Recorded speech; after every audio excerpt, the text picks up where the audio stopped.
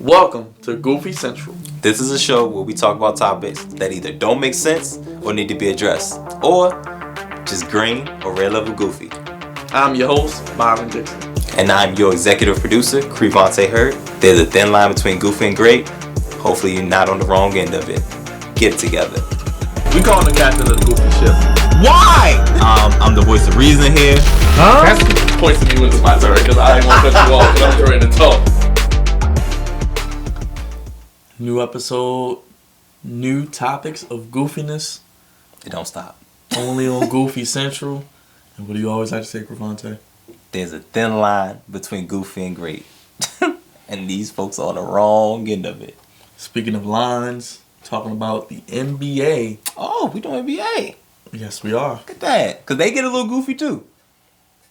You can say that again. Goofy, to say the least. Now, new rules are afoot. We talked about them in previous episodes. This time the NBA following suit.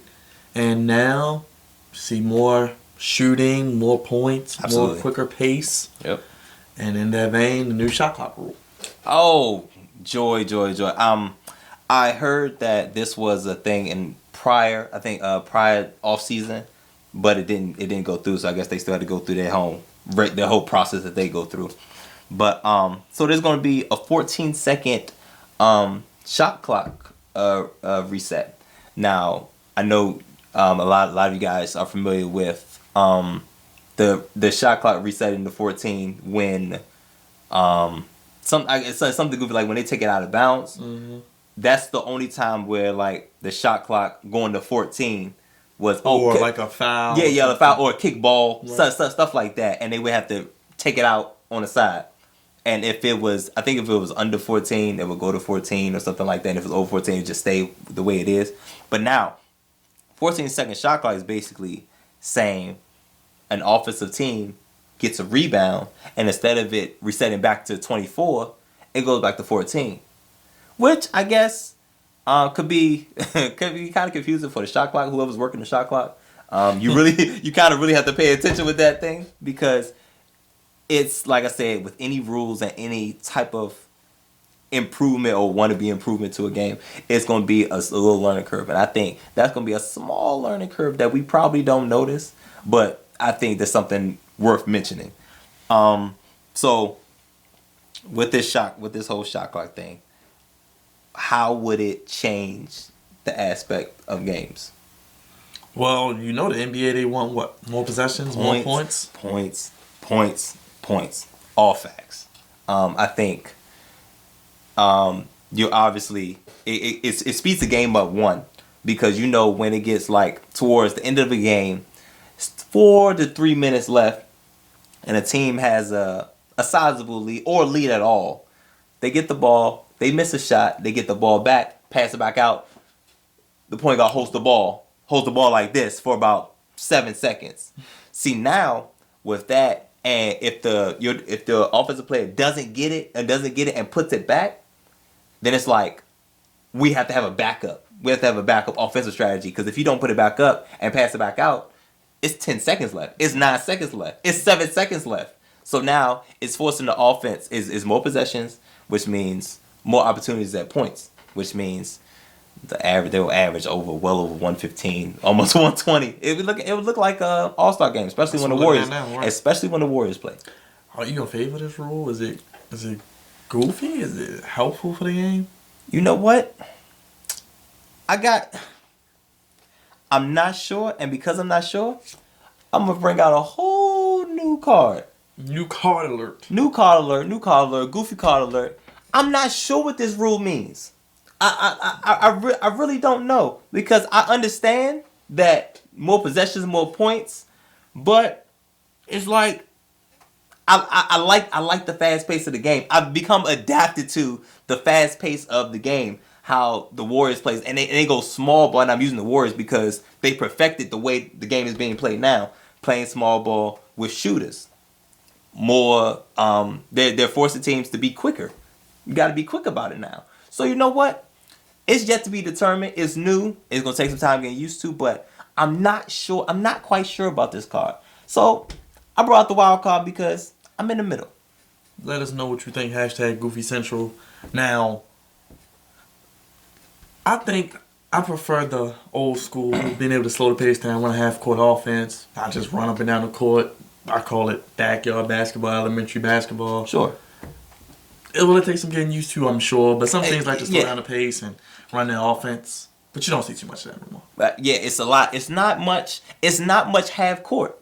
It's really only half court when the offensive rebound happens and they're forced to. Okay, what was the second play that we were supposed to run? Mm-hmm. Because we're not used to this because we got to run a lot faster. Because then it's like when it's 24 seconds, he passes it back out, he hold the ball, and he has time, catch his breath. All right, call the play. Hey, y'all good? Y'all good? We good? We good? All right, cool. Now it's 14 seconds left. Mm-hmm. Instead of it being 14 seconds from the jump, now it's 7 seconds. We don't even have time. Like, we need to determine what our next play is going to be off of offensive rebound if it's not a putback.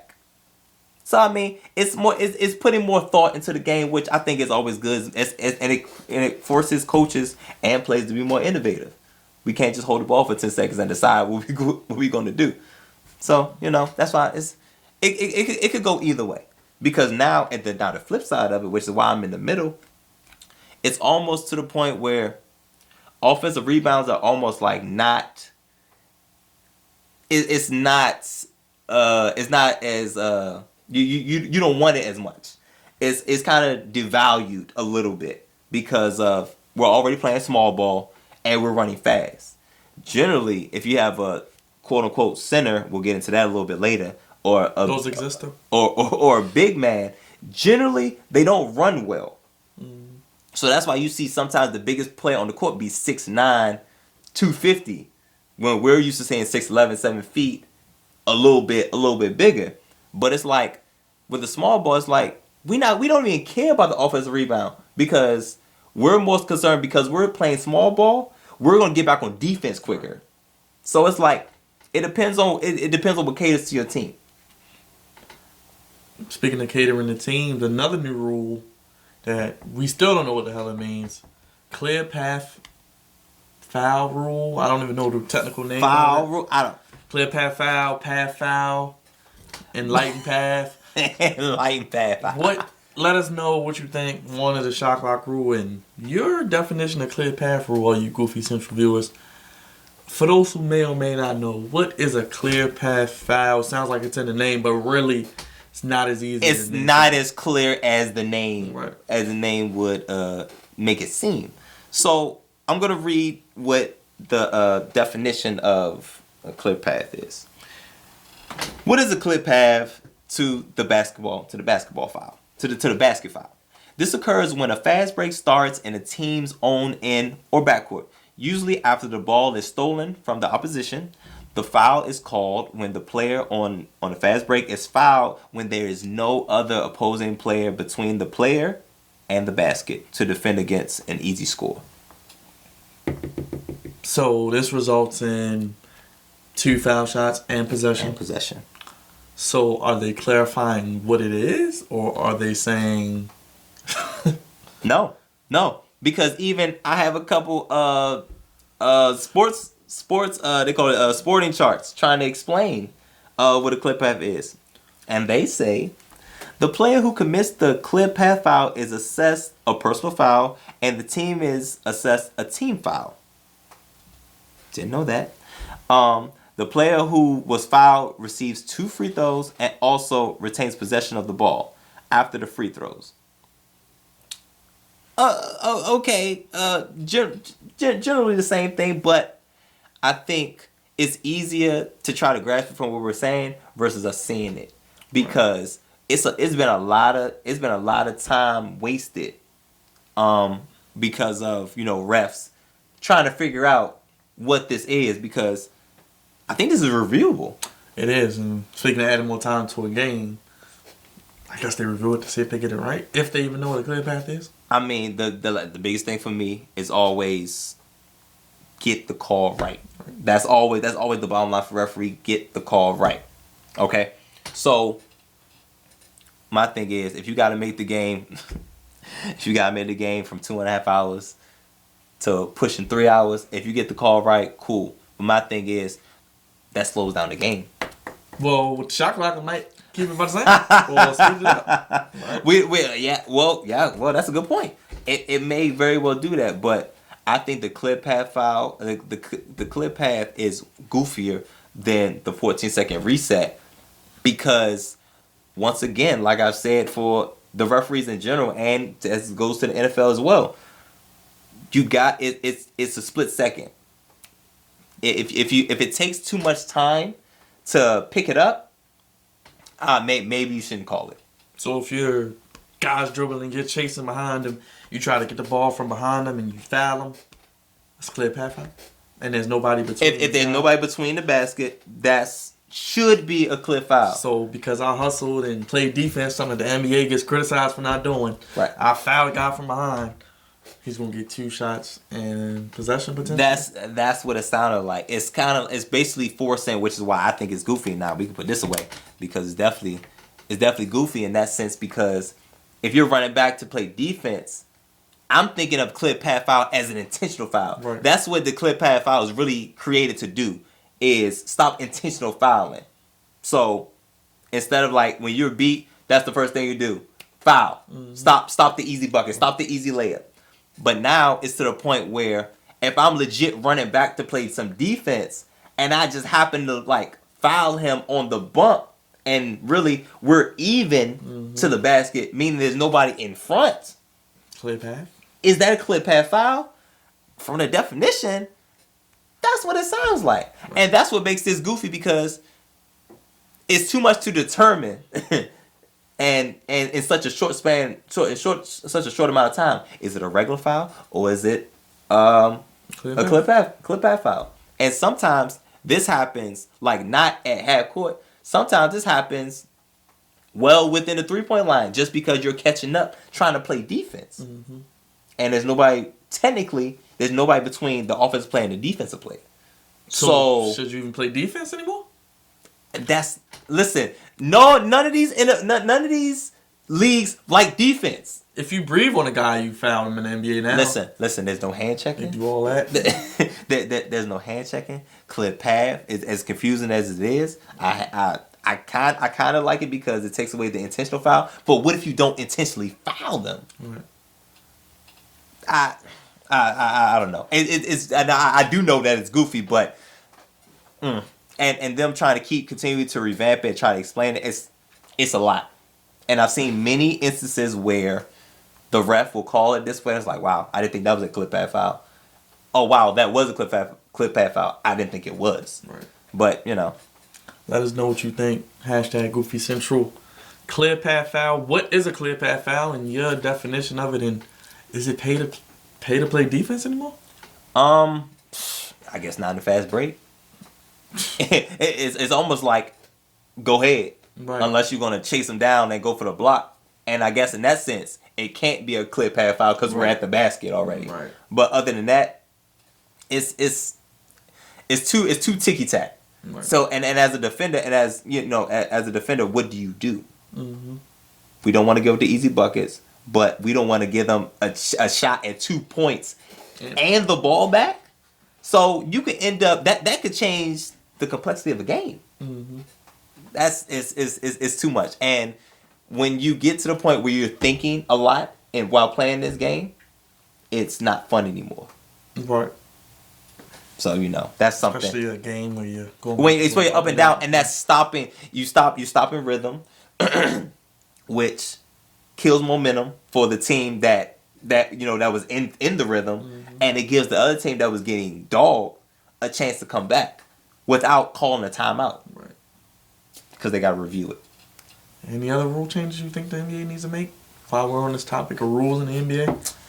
Off the top of my head, no. Just stop being goofy in general.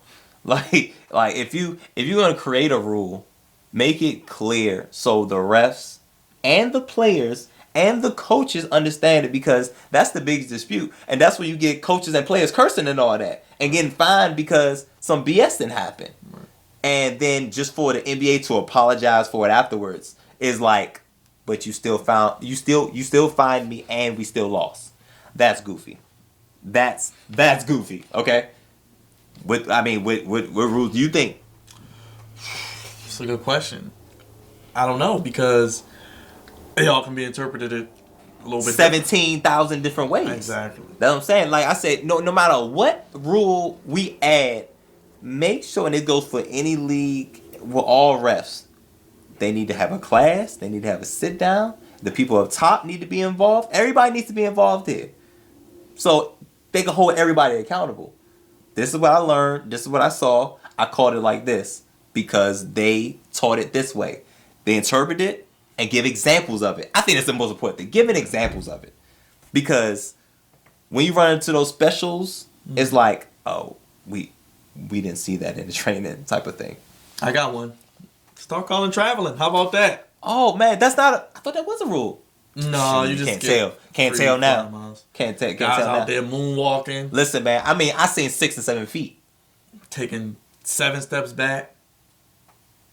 I'm just saying. I mean, like from the 3-point line to the basket, 3-4 steps, and they not Zion Williams. Like they not Zion Williams. Right there, looking with the whistle in his mouth. Like, because I think the referees get caught up in the game. They ain't looking at the feet. I think out of all the referees, the NBA referees get caught up in the game, because there's no way somebody. I seen Corey Brewer. I can't unsee this. He might have taken one dribble inside the front court, inside the half court, and stepped the rest of the way to the basket. He was by himself, so it wasn't like, oh, there's a lot going on, we missed it. No, it was just him. And he took 7 steps. I can't. This new step back thing where people don't dribble the ball and then they step back, kind of seen James Harden started. It's crazy, and that only happens in the pros. Now you see younger kids doing it and getting away with it in high school and AE level. But you know what? They call it the most. They try to cut it out before they get to the high level, but it's like when you get to the high level, the rules get lighter. Yeah. I don't know. I don't know. But I mean, clip half is goofy. And it's goofy because the refs don't understand it. Neither do I. Should it be 2? You think it should be that egregious where you get 2 shots and possession? I think it should, if they could determine whether it's intentional or not. Mm-hmm. If they can't determine whether it's intentional, if he legit playing defense, let it go. Right. It's on. I feel like clip half should only be involved when it was intentional. Mm-hmm. Like, and we can tell intentional. Like just grabbing. Just outward grabbing them and like, all right, I fouled him.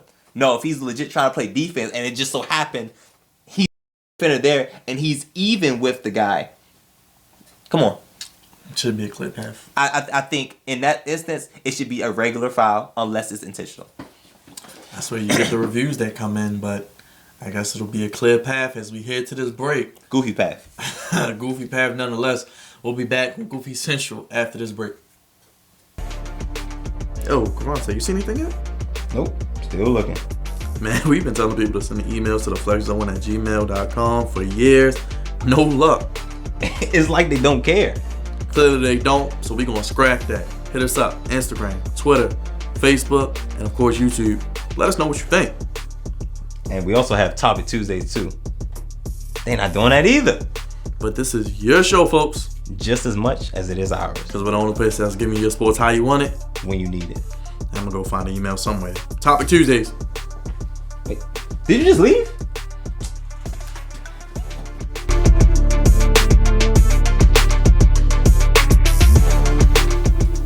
We're back on Goofy Central. Hopefully. You didn't do anything goofy over the break because you just may find yourself on this show. Oh, boy. But keeping it with the NBA theme. Okay. Because we like the ball over here. Ball till we fall. All right. NBA, the evolution of the NBA. Yeah. From then to now, to the days where they played with a wicker basket. At the YMCA. We're not going that far back. Where it was the white boys just dribbling around in a circle, throwing up the hook shots. Looks so fundamentally sound. It worked for them. No backboard, no 3-point line. Whatever, I guess. To the days of the smooth guys, maybe the dominant centers, Will Chamberlain. You get some guys like Dr. J dunking the basketball. To moving into the 90s with guys like Jordan, Magic, Larry Bird. Early 2000s, guys still AI. crossover, handles. And now moving into, I guess, this new decade of everyone on the floor can shoot the ball. well, everybody on the floor thinks they can shoot the ball. That too. I think that's very goofy. The goofiest thing I've ever seen was a quote unquote center, big man, try to shoot a three, because usually it just sometimes when the shot clock's running down, a center happens to be caught in the 3-point line. Oh, I had the ball. I had to shoot. Right. That's normal. Those things happen. But nah, it's like it's 14 seconds left on the shot clock. I got this. I got this, coach. Hold my beer. Hold me. We good. Like, boy, if you don't get back on the block. Tallest one in the game. Tallest one, biggest one in the game. If you don't get back on the block, get a rebound or something. Right. Tripping, man. They gone. Let us know about the evolution of the NBA game. So, speaking of that, I guess it's more of a 3-point oriented league. You look at, obviously, guys like Steph Curry. Yep. Not the biggest, strongest, fastest guy, No. but can shoot from anywhere in the gym. Yep. And it allows guys that are coming up now, you don't have to be athletic, dunking every time. If you can shoot the basketball a little bit, you could find a place in the league. Absolutely. You got the Kyle Korvers, guys like Ray Allen towards the end of his career. They Mike Miller, Shane Battier. Yes. Like, these are guys that were 3-point specialists. They came in the game. They were doing one thing: shoot the ball. They wasn't playing no defense. They weren't getting no rebounds. They probably weren't getting no assists. Right. Get the ball, possibly pump fake, because everybody know they can shoot. Mm-hmm. So they're gonna jump at the first one, pump fake, dribble, 2 steps to the side, bang. That's what they did. But now Steph Curry hit the scene, and he's pulling from everywhere. But he has a complete game. Right. He's not just a 3-point shooter. He can dribble, he can pass, and he has a nice little floater too. So I mean, that's what we've come to. Steph Curry, what makes him so popular, outside of the fact that he's the best shooter we've ever seen. Anybody, it seems like he's attainable. He could be reached. Mm-hmm. All the kids want to be like Steph Curry because, one, he's not the biggest guy. Like, he's 6'3", like he's bigger than average. He's bigger than us. Right. But he's an average size player, and he can shoot the ball. I feel like shooting was something that was lost. But now, everybody can shoot. I can shoot. I can shoot threes. Everybody can't dunk. Mm-hmm. Everybody doesn't have the luxury, the God-given talent to dunk. But everybody could go out there and shoot 1,000 3-pointers. Right. Everybody can shoot. Any and everybody can shoot. Mm-hmm. And Steph Curry is the prototype of you can be great being a shooter and being a little guy. You can do it. So, I mean, that's why he's so popular amongst the kids. And that's why his shoes sell out and all that. Let us know what you think about the evolution of the NBA game. # Goofy Central. Now, the goofiness of it all is these guys that can't shoot or don't know their game, that think they can shoot but can't, or try to show out. What do you think about that? Because there are a lot of guys in the league who don't play their role. I'm trying to make room. Hold on. What do I think of it? It's I think it's very goofy, and I'm just showing both cards right now because it's a little bit goofy, and then it could be a lot goofy. I feel like Joel Embiid, Anthony Davis, guys like that who legit practice it, and are actually working on it. Cool, but then you got other guys I can't even think of no names off top, like a Lopez. Guys who just had Al Horfords that have no business shooting threes. And I'm not saying Al Horford does. I mean, from time to time. But those guys, I feel like that's not your game. That's not your craft. You don't work on that. You just seen a couple guys. You just see other big men shoot. And it's like, shoot, if he could do it, I think I could do it too. But no, I don't think. I think guys should stay well within a game unless you legit practice it. Do you think 3-point shooting, and let us know, # Goofy Central out there, has hurt the game? Because for example, last year, Celtics and the Cavaliers are playing, and Celtics are like 0 for 20 plus from the 3-point line. Then the Rockets are playing the Warriors. They're like 0 for 25 from 3-point lines. That's crazy. Take a step in, drive in for a layup, take a couple dribbles in, do something different if it's not working. But teams are falling in love with a 3-point shot, and these analytics make teams think you have to shoot a bunch of threes, and at a high clip. I it's the how does the old saying go? You live by the three, you Die by the three. you die hard by the three. Like I mean, you gave two prime examples of teams dying by the three. I think it hurts the game in the sense that if you don't know how to, don't try to, or at least practice on doing so, because it's some teams that are gifted. You can't shoot the Warriors. Mm-hmm. You honestly you can't shoot with the Rockets either. Back last year it seemed like you can't because they put up 120 on you and they're gonna make more threes than you. Right. And it takes away from one rebounding. Teams are playing a lot smaller, so everybody on the court can legit shoot a 3-pointer, but there's nobody crashing the boards. So rebounding is like has been thrown out the window because I tell you. The Warriors are the only champions I could think of recently that never lead in the rebounding category. Never. Right. Like in all their championships, the Cavaliers out-rebounded them. Like maybe a game or two, but generally overall, the Cavaliers out-rebounded them. But their 3-point percentage was through the roof. So it's like they're using what works for them, but it's parts of basketball that it's like they're not using. Mm-hmm. And I guess, and it works for them because they've been champions 3 times over, even in recent years. But the need for a big man is gone, which entails rebounding. It's all about running gun. And, defense has kind of lagged off a little bit too.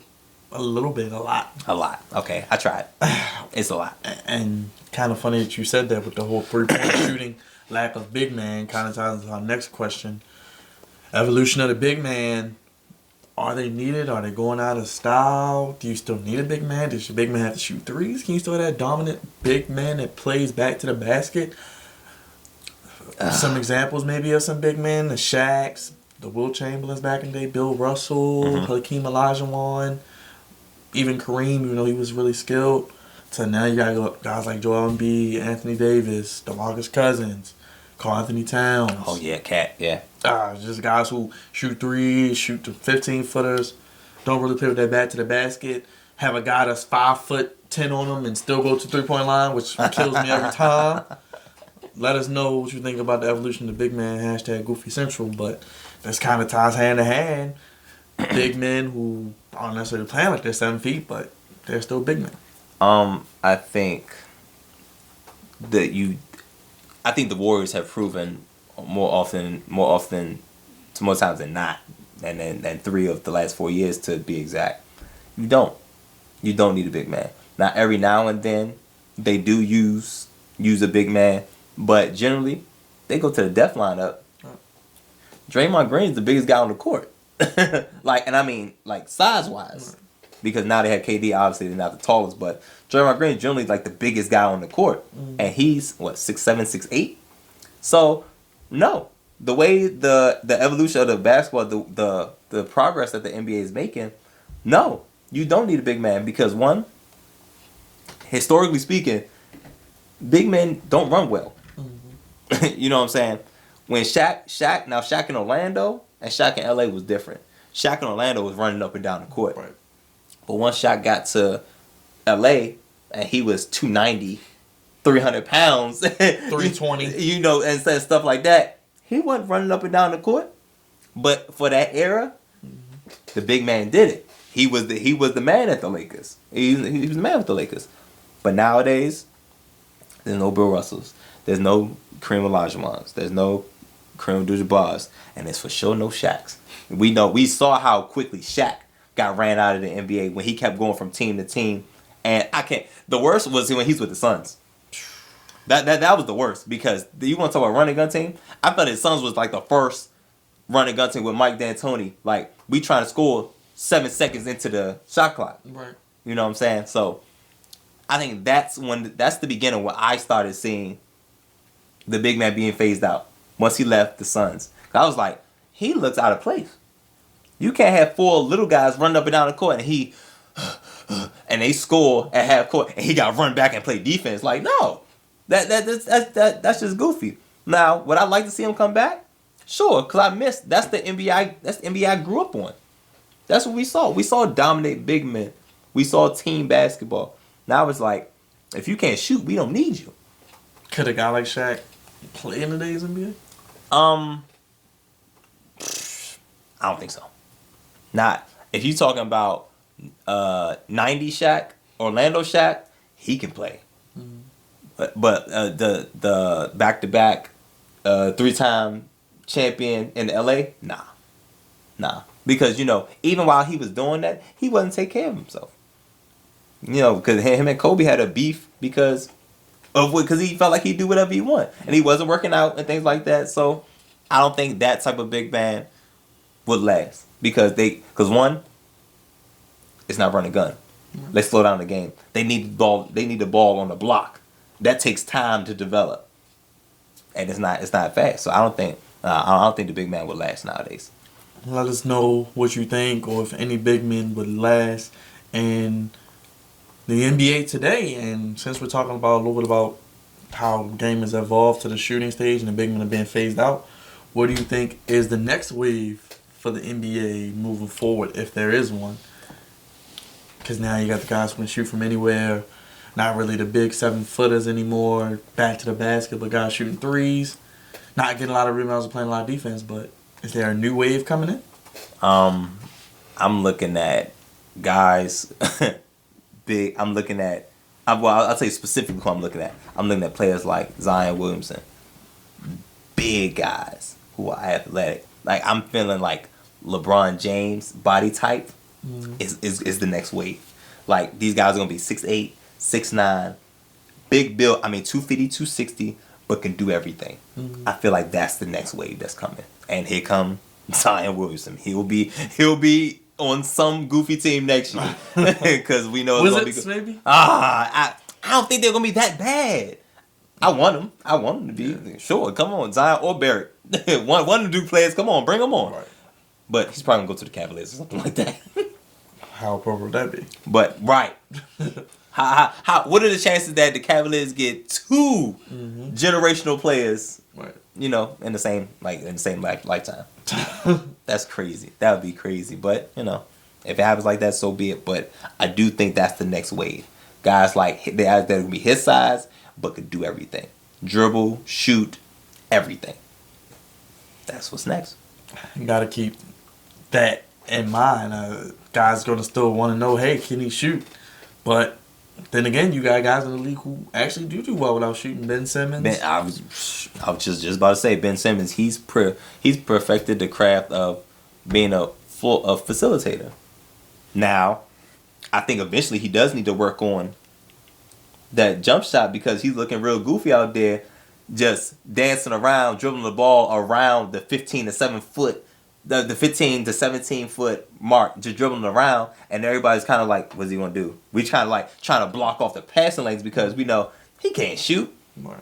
But then we got guys like Rajon Rondo. Made a living in this league. He made a living. He made a living as a point guard. He couldn't shoot free throws or he didn't have a jumper. But he made himself known as, one, a great defender and a good floor general. Arms long, played some great defense, got his hands in the passing lane, and on the back side, on the other end of the floor, the offensive side of the floor, he got the players that need the ball. He got them the ball. So he made a living like that. Speaking of guys changing their game back to the shooting and the big man, you said LeBron. When LeBron first started, he was building houses out there. Facts. He was hitting kids in the front row with them bricks he was shooting. But facts. Now he's pulling up from 25, 30 feet and with ease. And it's easy. And is very good at it now. But see, that takes time. See, one thing about the guys coming up now, they have to be willing to continue to work on their game. Have to be able to progress. Right. Like, I don't want Zion to come into this league. And because the first thing, I see it right now. I feel like his first year, he was trying to dunk on everybody. I see it right now. He's going to be a highlight reel. But he's going to try to dunk on everybody. And it's not gonna be till about year 3, year 4, where he's legit. Somebody's going to have to sit him down and have him around a 15 to 17 foot shooting jumpers. Because the 3-point line is a little bit further back than it is in college. So, it's going to take some time. Let us know what you guys think the new wave of the NBA is. and where it's headed. Is it that more all-around game like Crevonte said? Hashtag Goofy Central. Let us know what you think. And we'll see. But do they need to bring the big man back? Let us know as well. And what, if any, are there any big men who still play with their back to the basket? It's rare. Cat does it from time to time. But you know, every chance he get, he gonna shoot a three. Anthony Davis from time to time. Boogie does it from time to time as well. Joel Embiid a little bit, but these guys are not doing it as much as the guys did back in the day. Mm-hmm. They're doing it every now and again. Maybe when they tied, they have an advantage. That's when they do it. Otherwise, shoot, they pulling up. Right. You know? So and a lot of other big men, they're just athletic. They can catch and dunk. Right. And but then there's some guys like Andre Drummond. Yep. He does one thing two things very well. Rebound, play defense. DeAndre Jordan. Rebound, defense. These are guys that make a living out of making the rebounds and getting their points off that. So when we talk about, and we talked about this previously, the 14-second reset, I don't think they would change anything for them. Right. They're still going to average 18 rebounds a game. Right. Between 18 and 20 rebounds a game. So, and that's still how they're going to get their points. But they work because they also run the court. And I'm pretty sure if a guy really wanted to work at his inside game, he could dominate. Easily dominate. If he happened to be athletic, like that's what I'm saying. Anthony Davis could be the world's best player. He could be, if he can stay healthy. But he's been healthy as of late. But he's still working at it. He needs an MVP though. Speaking of dominate, that's what we do here in Goofy Central. And if you're goofy, we'll find you. But how can they find us on social media, Crevonte? Oh, at the Flex Zone 1, Facebook, the Flex Zone, at the Flex Zone 1.